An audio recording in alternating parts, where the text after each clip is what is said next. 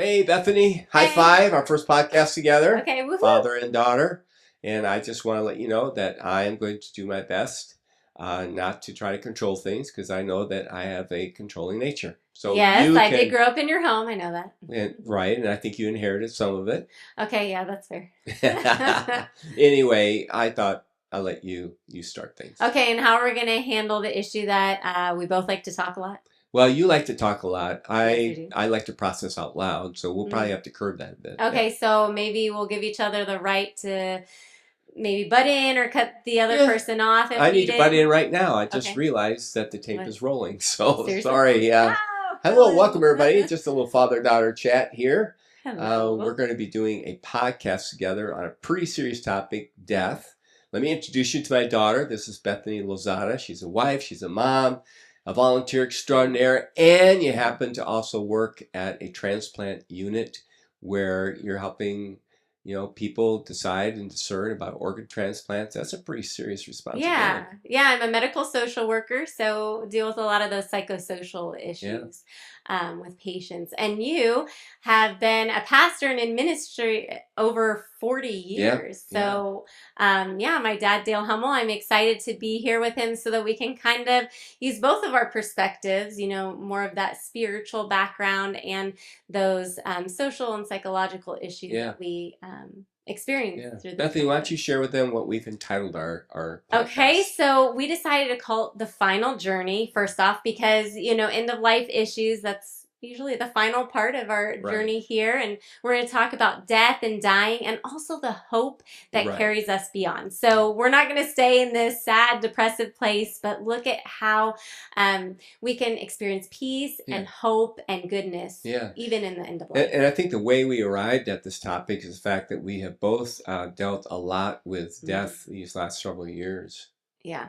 I think I've lost all four of my grandparents within 5 years. Right. And then you lost your younger brother. We both lost our family dog in the Hmm. last several years, which was also really sad. And Yeah, they lived with us for well over a decade. yeah. So we've experienced a lot of loss in our own family that Right, the two of us have had to right. process, work through, Yeah, and learn a yeah. lot. Yeah, and dear friends that have passed away as well. Hmm. And so, when you put that all together, it's been hard. Yeah, And my mother and father were people of deep faith, yeah. and yet they struggled at the end Hmm. with issues of dying and issues of suffering.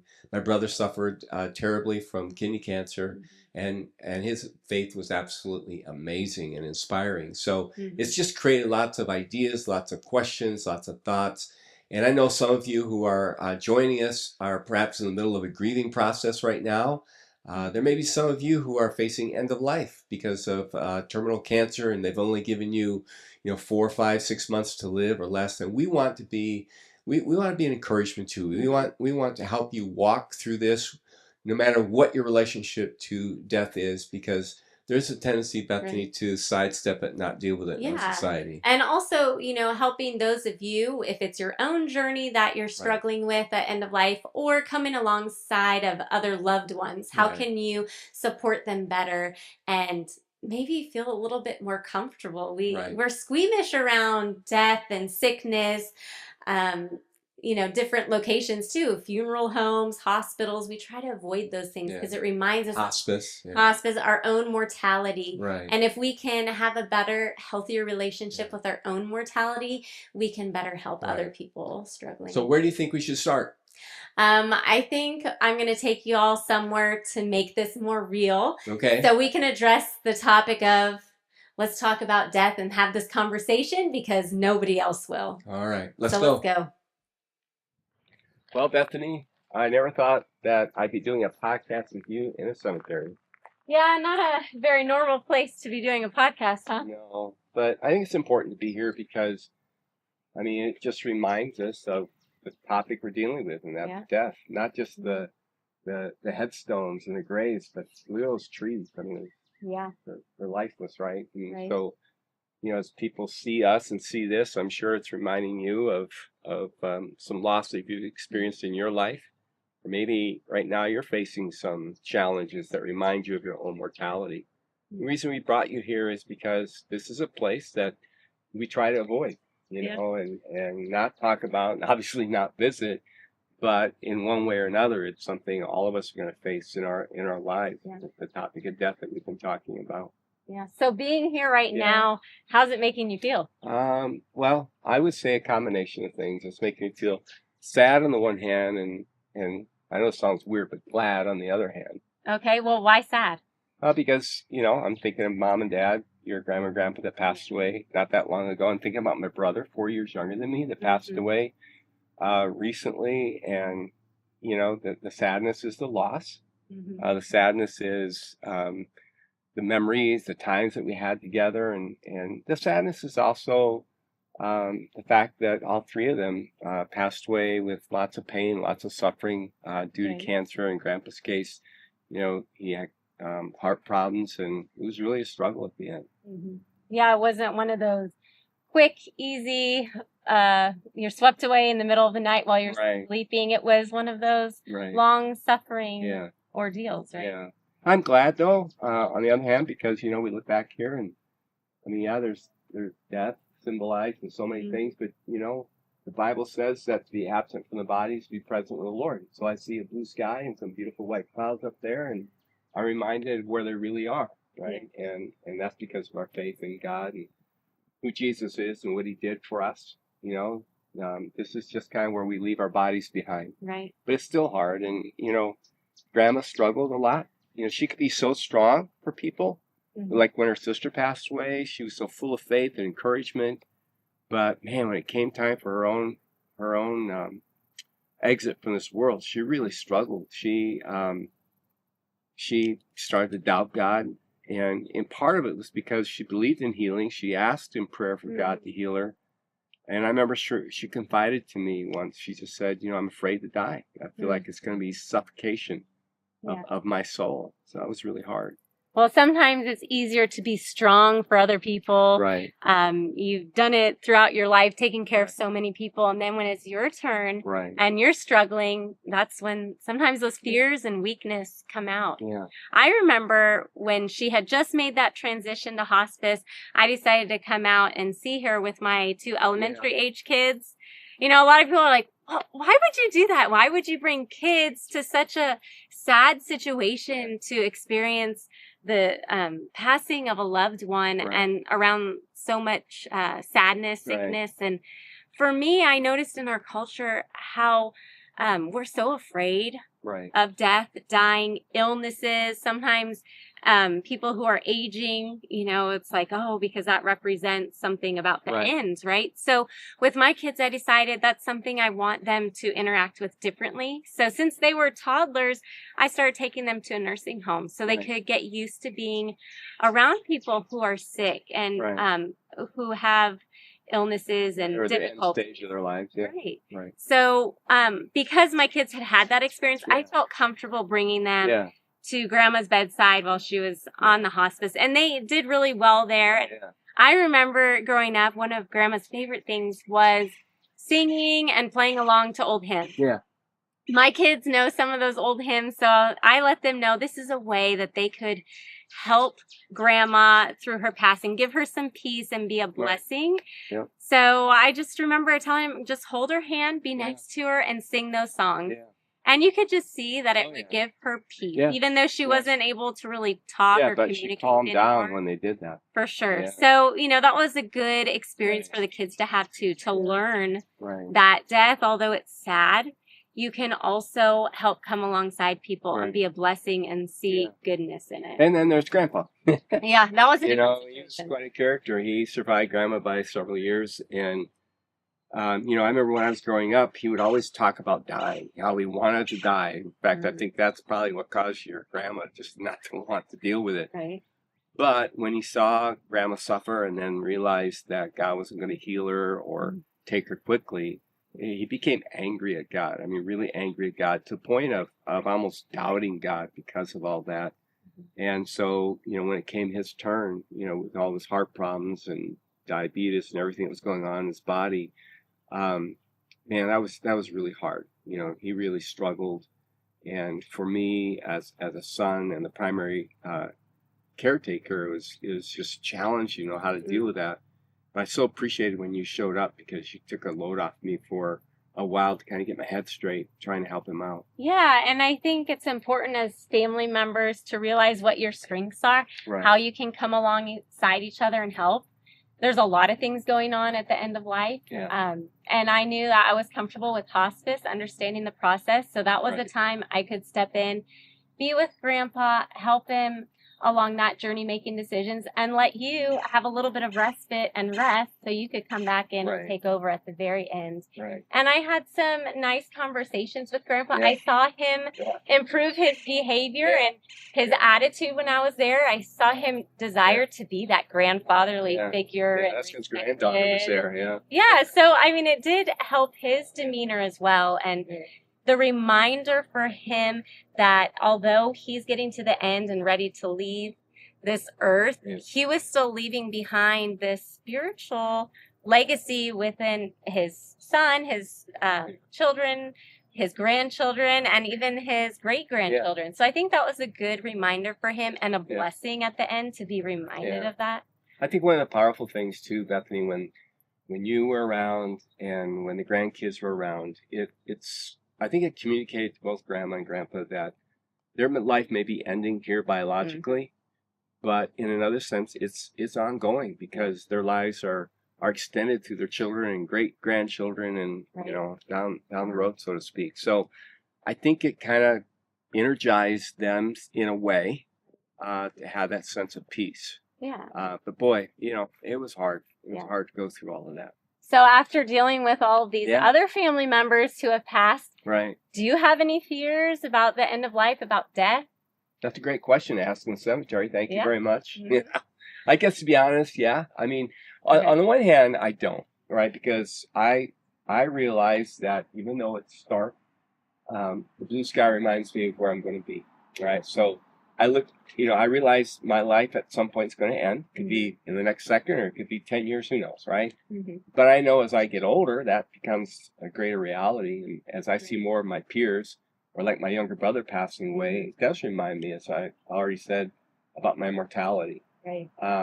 So I'm excited about ending this journey and starting a new journey. Okay. But I got to be honest with you, I'm a little bit fearful about the process. Okay. Right? Having watched people suffer and what it does. So that's part of why we're doing this podcast is we want to help people work through this, not just those who are perhaps immediately facing death, but family and loved ones who will go on this journey with people. If there's something from our experience that can be a blessing and help, that's why we're doing this. Right. Yeah. Well, let's dive into more about these fears. But I have a question for you. Oh, no. Obviously you're younger, so you're standing here. How about you? Are you afraid of death? I think we need more time to answer that question. Let's go back to the studio. All right, let's do that. We're back. And how about you? Do you have any fears when it comes to death? Yes, well, I had a little bit of time to think as we were on our ride back to the studio. And I think the biggest fear that I have surrounding death would be the fear of leaving loved ones behind. I have 2 teenagers and my husband, and to think of not being there to have conversations with my children, to love on them, to give them guidance during these teenage years, and then choosing a college, getting married someday, having their own children, not being part of that is a fear that I definitely have. That's my biggest fear. I bet you all have different fears as well. Maybe that's one of yours, or maybe you can relate to a different fear. Another really common one is a fear of unfinished business. I can relate to that one as well. I'm just over 40 now. Oh, Bethany, you don't look a day over 20. Oh, thanks, Dad. But, I am getting towards the top of that mountain in the middle of my life. So I do think about, there's still more for me to accomplish, to finish, whether it's in volunteering, ministry, in my job, whatever it is. I just still feel like there's more for me to do. Maybe it could be loss of control. At the end of life, there's a lot of times where we have the loss of our mental capacities in order to make our own decisions, and loved ones, family members have to step in to make those decisions. I'm going to butt in because, your mom and I have had to deal with some of that. And, what happens is I start thinking about you and your brothers, and what will you guys have to deal with, right? And I don't want to end up maybe like some of the things I've seen some of the people I love do and Uh-huh. say. So I get that. Yeah, Yeah. So, mentally, also physically, sure, oftentimes you can't control your own body anymore, and other people have to care for you physically as right, well. So that can be a huge fear. Another fear could be this sense of non-existence, yeah, right? Like just this thought of I'm here one day and then I'm right, just gone. My life on earth is gone. right, I remember when my son was in preschool and right, I went to tuck him in at night and he was just crying. And I was, what's wrong? What's bothering you? And he was thinking about non mm, existence. Someday when he dies, what is that like? It's such a scary thought. yeah, And I could relate to him because I've had those thoughts before too. yeah, This idea of before I was born, what was I? right, There's thousands of years before that. right. That's a scary thought. What will it be like? Yeah, that tends to. I think that's a common fear that lots of kids have or face, and Right? even as adults. I remember being in my 30s. I would wake up in the middle of the night just with this haunting sense of why am I here? What's my purpose?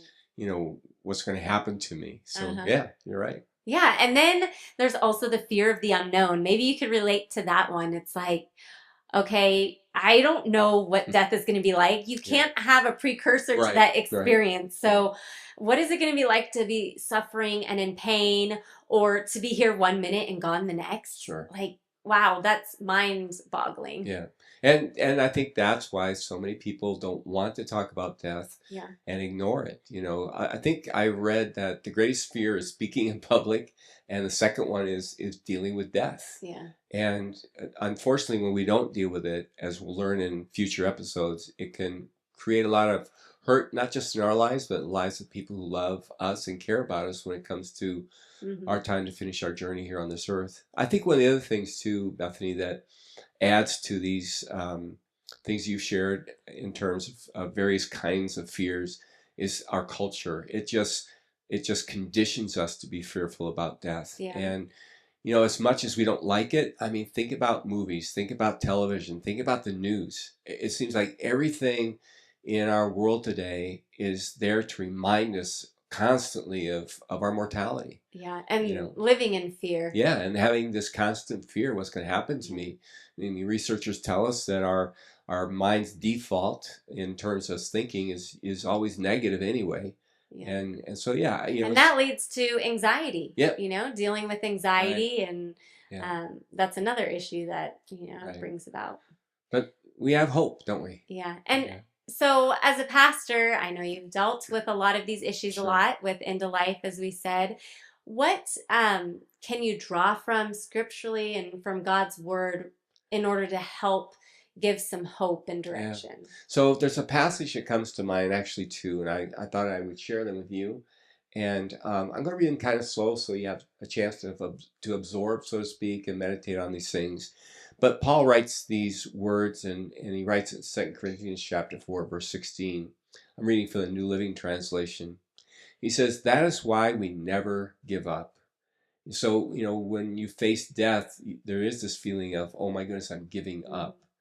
But if we have hope beyond death, then we can persevere. So he goes on, he says, though our bodies are dying, our spirits are being renewed every day. For our present troubles are small and won't last very long. They produce for us a glory that vastly outweighs them and will last forever.